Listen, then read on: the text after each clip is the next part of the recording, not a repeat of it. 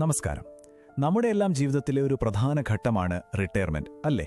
അതിനെക്കുറിച്ച് എപ്പോഴെങ്കിലും കാര്യമായി ചിന്തിച്ചിട്ടുണ്ടോ? ഉണ്ടെങ്കിലും ഇല്ലെങ്കിലും ഇന്ന് നമ്മൾ സംസാരിക്കാൻ പോകുന്നത് ഇന്ത്യയുടെ നാഷണൽ പെൻഷൻ സിസ്റ്റം, അതായത് NPS കുറിച്ചാണ്.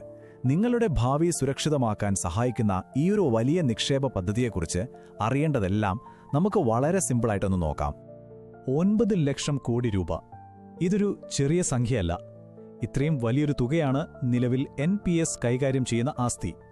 ഇതുതന്നെ NPSന്റെ വലുപ്പം എത്രയാണെന്ന് നമുക്ക് കാട്ടിത്തരുന്നുണ്ട്.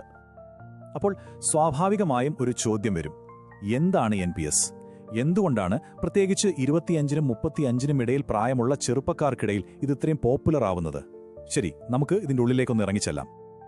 ഓക്കെ, അപ്പോൾ നമുക്ക് ഏറ്റവും അടിസ്ഥാനപരമായ കാര്യത്തിൽ നിന്ന് തന്നെ തുടങ്ങാം.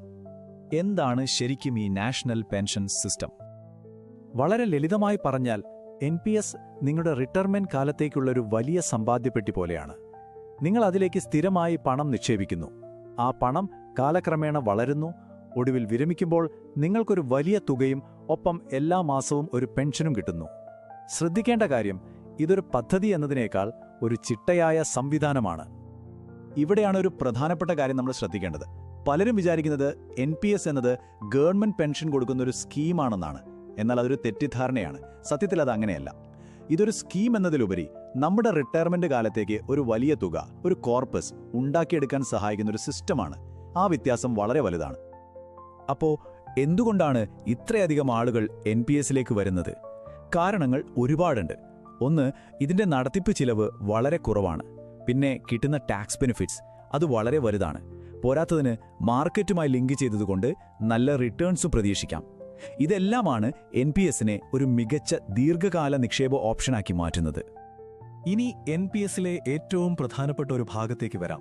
അതായത് ഇതിലുള്ള 2 തരം അക്കൗണ്ടുകളെക്കുറിച്ച്. ഇത് കൃത്യമായി മനസ്സിലാക്കേണ്ടത് അത്യാവശ്യമാണ്. NPSൽ ചേരുമ്പോൾ നിങ്ങൾ സ്വയം ചോദിക്കേണ്ട ഒരു ചോദ്യമുണ്ട്: നിങ്ങളുടെ ആവശ്യം എന്താണ്? പണം ലോക്ക് ചെയ്തു വെച്ച് ദീർഘകാലത്തേക്ക് വളർത്താനായി ഒരു പെൻഷൻ അക്കൗണ്ട് വേണോ?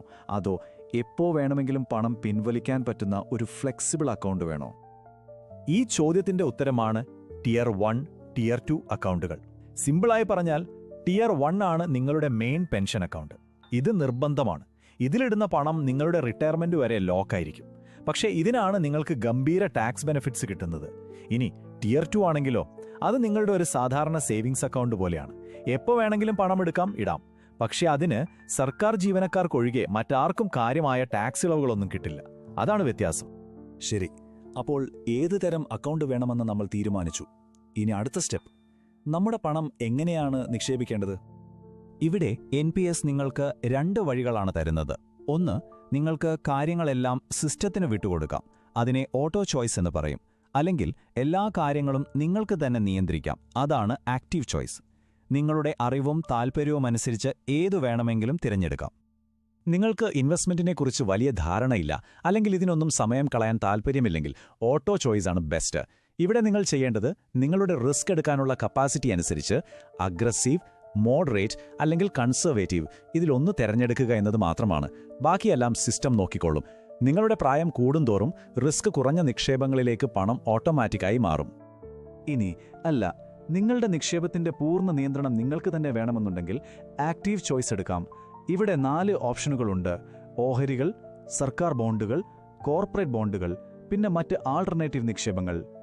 ഇതിലെവിടെ എത്ര ശതമാനം നിക്ഷേപിക്കണമെന്ന് നിങ്ങൾക്ക് തീരുമാനിക്കാം. പക്ഷെ ഒരു കാര്യം ഓർക്കണം: ഓഹരികളിലെ നിക്ഷേപം പരമാവധി 75% വരെ മാത്രമേ പാടുള്ളൂ. ഓക്കെ, അപ്പോൾ വർഷങ്ങളോളം നിക്ഷേപിച്ചു, പ്രായം 60ആയി. ഇനി ഈ പണം എങ്ങനെ നമ്മുടെ കയ്യിൽ കിട്ടും? നമുക്കതിൻ്റെ നിയമങ്ങൾ എന്തൊക്കെയാണെന്ന് നോക്കാം. നിയമം വളരെ സിമ്പിളാണ്. നിങ്ങളുടെ അക്കൗണ്ടിലുള്ള ആകെ തുകയുടെ 60% വരെ നിങ്ങൾക്ക് ഒറ്റയടിക്ക് പിൻവലിക്കാം. ഏറ്റവും നല്ല കാര്യം എന്താണെന്ന് വെച്ചാൽ ഈ തുകയ്ക്ക് 1 രൂപ പോലും ടാക്സ് കൊടുക്കേണ്ട. അപ്പോൾ ബാക്കിയുള്ള 40% എന്തു സംഭവിക്കും?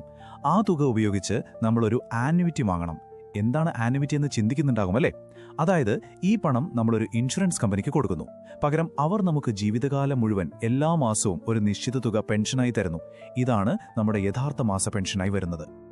എന്നാൽ 60 വയസ്സിൽ തന്നെ പണം പിൻവലിക്കണമെന്ന് നിർബന്ധമൊന്നുമില്ല. നിങ്ങൾക്ക് വേണമെങ്കിൽ 75 വയസ്സുവരെ നിക്ഷേപം തുടരാം. അല്ലെങ്കിൽ പുതിയതായി പണമൊന്നും ഇടാതെ നിലവിലുള്ള ഫണ്ട് 75 വയസ്സുവരെ വളരാൻ അനുവദിക്കാം. നിങ്ങളുടെ സാമ്പത്തിക സ്ഥിതി അനുസരിച്ച് ഏത് തീരുമാനം വേണമെങ്കിലും എടുക്കാനുള്ള ഒരു ഫ്ലെക്സിബിലിറ്റി നിങ്ങൾക്കുണ്ട്. ശരി, ഇനി നമുക്കെല്ലാവർക്കും ഏറ്റവും കൂടുതൽ അറിയാൻ ആഗ്രഹമുള്ള 2 കാര്യങ്ങളിലേക്ക് വരാം. ഇതിൽ നിന്ന് എന്തു വരുമാനം കിട്ടും, പിന്നെ ടാക്സിന്റെ കാര്യമെന്താണ്? ഒരു കാര്യം ഓർക്കണം, NPS-ലെ വരുമാനം മാർക്കറ്റിനെ ആശ്രയിച്ചിരിക്കും. അതുകൊണ്ട് ഒരു ഗ്യാരണ്ടിയും പറയാൻ പറ്റില്ല. എന്നാലും കഴിഞ്ഞ 10 വർഷത്തെ കണക്കുകൾ നോക്കിയാൽ നമുക്കൊരു ധാരണ കിട്ടും. ഓഹരികളിൽ നിന്ന് ഏകദേശം 13%, ബോണ്ടുകളിൽ നിന്ന് ഏകദേശം 8% ശരാശരി വരുമാനം കിട്ടിയിട്ടുണ്ട്. ദീർഘകാലത്തേക്ക് നോക്കുമ്പോൾ ഇതൊരു മികച്ച വളർച്ചയാണ്. ഇനി ടാക്സിന്റെ കാര്യം. NPS-ന് സാധാരണയായി ഒരു EEE അല്ലെങ്കിൽ എക്സംപ്റ്റ് ഇൻസ്ട്രുമെന്റ് എന്നാണ് പറയാറ്. അതായത് നിക്ഷേപിക്കുമ്പോഴും പണം വളരുമ്പോഴും 60% പിൻവലിക്കുമ്പോഴും ടാക്സ് ഇല്ല. പക്ഷെ ഒരു ചെറിയ ട്വിസ്റ്റ് ഉണ്ട്. നിങ്ങൾക്ക് ആനുവിറ്റിയിൽ നിന്ന് മാസാമാസം കിട്ടുന്ന പെൻഷനില്ലേ, അത് നിങ്ങളുടെ വരുമാനമായി കണക്കാക്കും. അതിന് നിങ്ങൾ ടാക്സ് അടയ്ക്കേണ്ടി വരും. പക്ഷേ നിക്ഷേപിക്കുന്ന സമയത്തുള്ള ടാക്സ് ബെനിഫിറ്റ്സ് വളരെ വലുതാണ്. സെക്ഷൻ 80C പ്രകാരമുള്ള 1.5 ലക്ഷം രൂപയുടെ ഇളവ് നമുക്കെല്ലാവർക്കും അറിയാം. അതിനു പുറമെ NPS-ൽ നിക്ഷേപിക്കുന്നതിനു മാത്രമായി 50,000 രൂപയുടെ ഒരു എക്സ്ട്രാ ഇളവ് കൂടി കിട്ടും. ഇത് നിങ്ങളുടെ ടാക്സ് കാര്യമായി കുറയ്ക്കാൻ സഹായിക്കും. അപ്പോൾ ഇതെല്ലാം കേട്ട് കഴിയുമ്പോൾ നമ്മളൊരു അടിസ്ഥാനപരമായ ചോദ്യത്തിലേക്ക് വരുന്നു.